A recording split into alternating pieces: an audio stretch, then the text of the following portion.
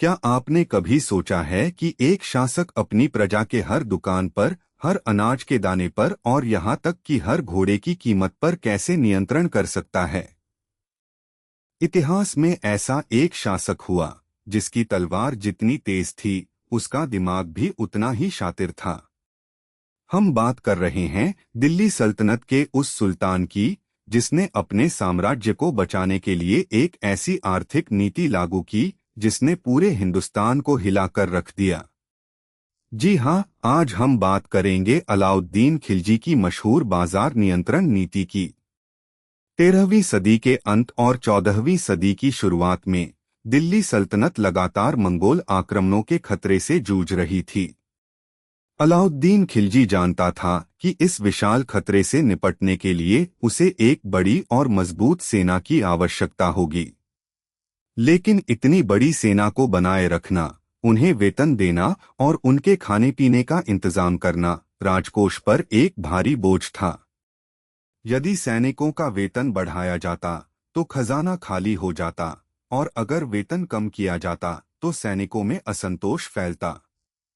यहीं से जन्म हुआ अलाउद्दीन के अद्वितीय विचार का, क्यों न वस्तुओं की कीमतें ही नियंत्रित कर ली जाएं। अलाउद्दीन ने एक ऐसी व्यवस्था बनाई जिसे आज हम मूल्य नियंत्रण या बाजार नियंत्रण के नाम से जानते हैं।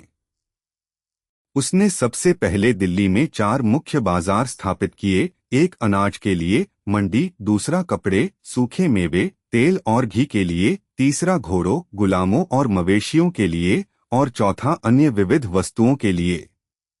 हर बाजार का एक अधीक्षक नियुक्त किया गया जिसे शाहनाए मंडी कहा जाता था। उसका काम था कीमतों पर कड़ी निगरानी रखना। सुल्तान ने हर वस्तु की कीमत तय कर दी, गेहूं, चावल, दालें, शक्कर, कपड़े, यहाँ तक कि घोड़ों और गुलामों तक की। कोई भी व्यापारी तय कीमत से अधिक पर सामान नहीं बेच सकता था। इस नीति को सख्ती से लागू करने के लिए उसने दीवाने रियासत नामक एक नया विभाग बनाया जो व्यापार और वाणिज्य का मंत्री होता था। लेकिन अलाउद्दीन सिर्फ नियमों से संतुष्ट नहीं था। उसने बारीद, खुफिया अधिकारी और मुन्हियान, गुप्तचर नियुक्त किए जो बाजारों में घूमते थे और व्यापारियों पर नजर रखते थे। ये गुप्तचर भेष बदलकर खरीदारी करते थे और सुल्तान को सीधे रिपोर्ट भेजते थे।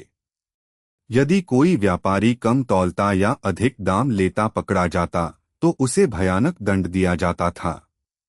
कहानियां तो यहाँ तक कहती हैं कि कम तौलने वाले के शरीर से उतना ही मांस काट लिया जाता था जितना उसने कम तौला था।